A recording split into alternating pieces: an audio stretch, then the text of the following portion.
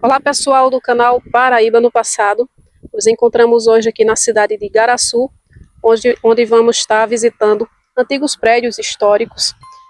Estamos conhecendo nessa parte de Pernambuco alguns locais onde o escritor Henri Koster ele passou, e descreveu no seu livro Viagens ao Nordeste do Brasil, um livro escrito em 1810.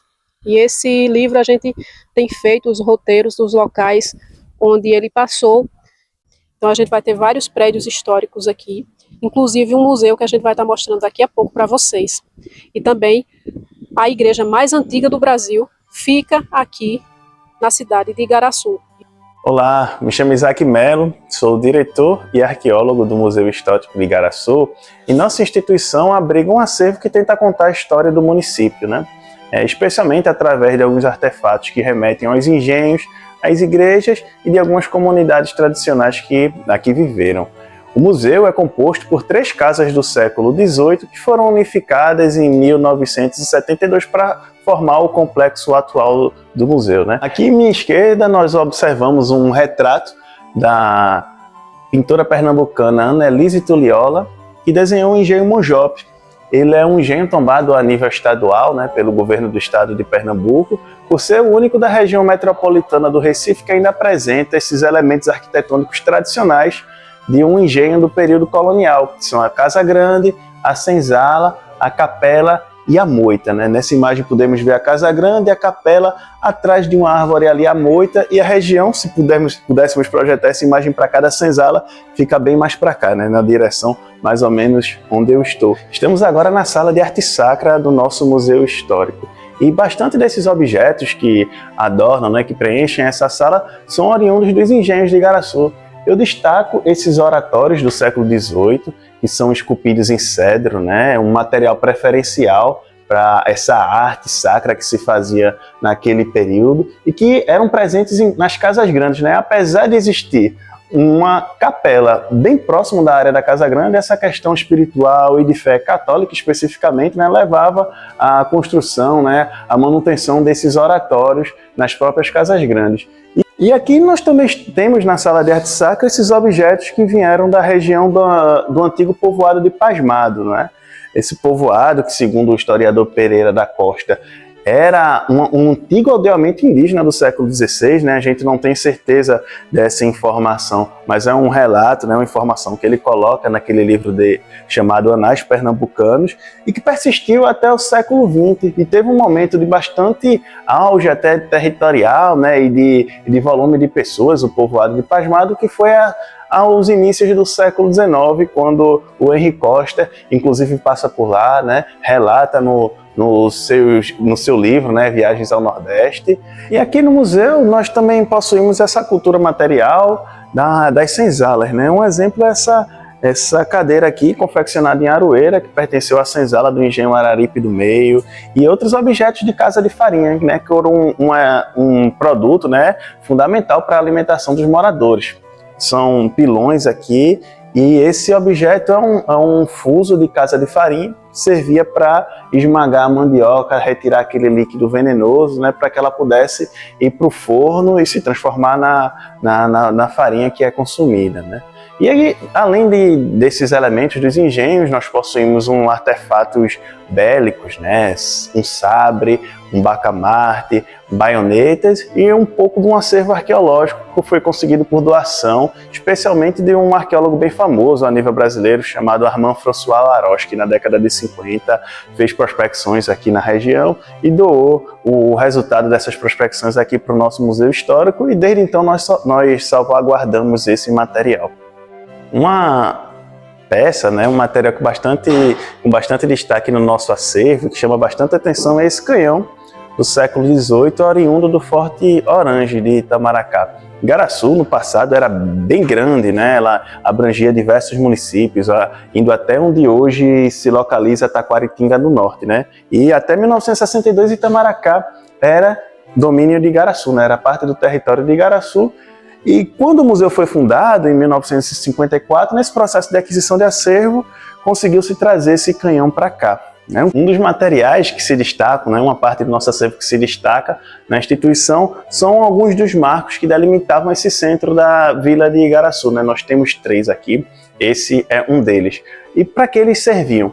Eles demarcavam um perímetro e somente os indivíduos que tivessem moradias, né, que tivessem casas dentro daquela área, que podiam ter direitos políticos, né, podiam se tornar parte da Câmara Municipal e justamente também tinham que pagar o foro, né, da vila, que era um valor caro. Eram basicamente pessoas de maior poder aquisitivo que teriam condições de residir ou de ter um imóvel dentro dessa área. Esses marcos possuem uma estrutura específica. Aqui, como se pode observar, tem um ano, 1782, ano em que ele foi assentado. Aqui desse outro lado há uma inscrição chamada Senado, justamente porque essa área era conhecida como Terras do Senado da Câmara de Igaraçu, né? Era justamente a área onde a Câmara Municipal tinha uma atuação direta, onde qualquer questão de avanço deveria ser monitorada por ela, onde nenhum engenho podia tomar conta, né, dessa área.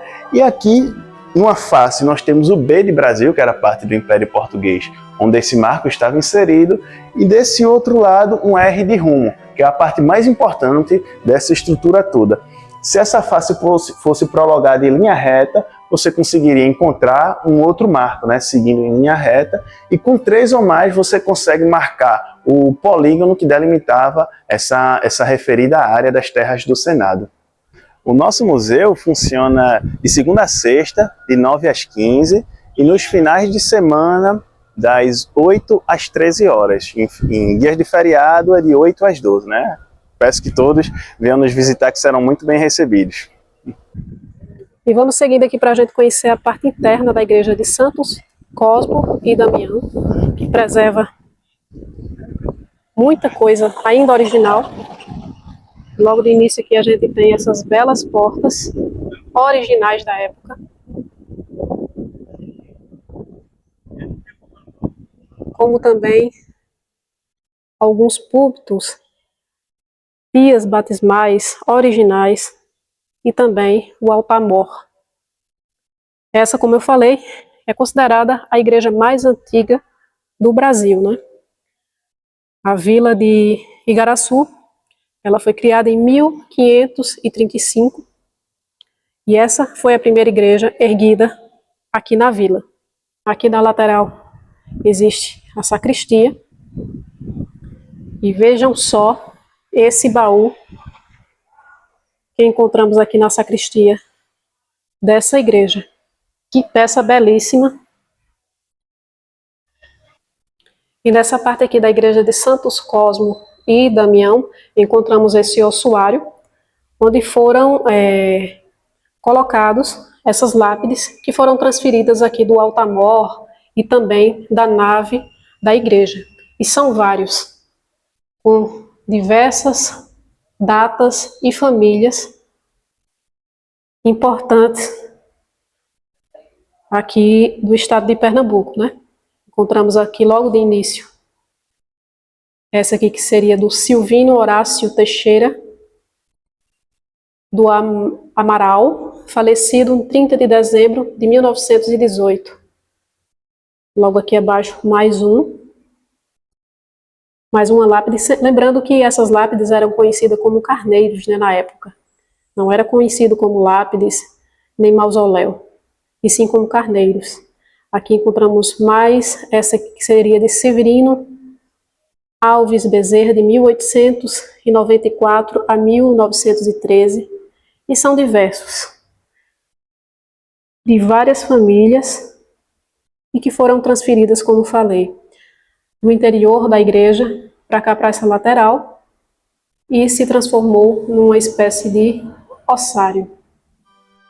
E seguimos agora, pessoal, para o convento franciscano daqui de Igaraçu, onde vamos estar conhecendo a parte interna, também a história dessa igreja, e o pessoal vai estar nos guiando e nos mostrando os detalhes dessa construção. Estamos na igreja de Santo Antônio, a igreja conventual, porque está dentro do convento franciscano de Igaraçu, e ambos datam de 1588. Essa é uma das igrejas que é narrado também por Henry Coster, onde morava aqui em Itamaracá, próximo a Igaraçu, na região de Vila Velha. O convento, ou melhor dizendo, a igreja que estamos agora, já passou por algumas modificações arquitetônicas desde sua fundação. Hoje ela mantém a característica barroca. Uma curiosidade dessa igreja é que ele tem o mesmo fundador da igreja de Santo Antônio lá em João Pessoa, que foi exatamente Frei Antônio de Campo Maior. Ele funda essa igreja um ano após, funda então a de João Pessoa. Aqui a gente pode notar uma igreja com as paredes revestidas em azulejaria portuguesa que narram cenas da história de Santo Antônio. Esses azulejos chegam aqui no século XVIII, em 1745. Foram restaurados, mantendo praticamente um pouco mais de 80% de sua originalidade. Diferente do teto, que cobre toda a igreja, que é um teto 100% original, feito por um artista recifense chamado de José Rabelo, em 1749. Nesse caso, a técnica adotada pelo Rabelo foi a pintura em têmpera, que nada mais é que restos de animais e vegetais, para fazer toda a obra. Podemos notar ainda os altares, ou os retábulos, revestidos com folha de ouro sobre a madeira. Também foram restaurados. Entre as imagens que estão dentro do retábulo, nota-se a imagem de Santo Antônio na Capela Mor, que possui 1,58 m. Aquele era o tamanho original de Santo Antônio quando vivo. E durante todo o Brasil colonial, até, na verdade, início da República Brasileira, os túmulos e cemitérios eram dentro ou ao redor das igrejas. Nesse caso, podemos ver essas marcações retangulares, que na verdade são túmulos que veio aqui desde o século XVII, XVIII, XIX e começo do século XX também. É quando é extinto, a partir da República Brasileira, o sepultamento dentro das igrejas. Estamos agora na sacristia conventual, que, digamos, é a última sala a ser acrescida no processo de evolução arquitetônica deste espaço, o Conjunto Franciscano de Igaraçu. Ela data do meados ou quase pós-meados do século XVIII, 1770 aproximadamente. Então, o espaço foi tudo restaurado há 38 anos atrás pelo governo do estado. Então, convidando vocês para visitar o Convento Franciscano de Igaraçu, que está aberto todos os dias, domingo a domingo, segunda a sexta, sempre das 9 às 17 horas, sábados e domingos, de 9 até as 15 horas da tarde, e a taxa é uma bagatela, R$ 5 por pessoa.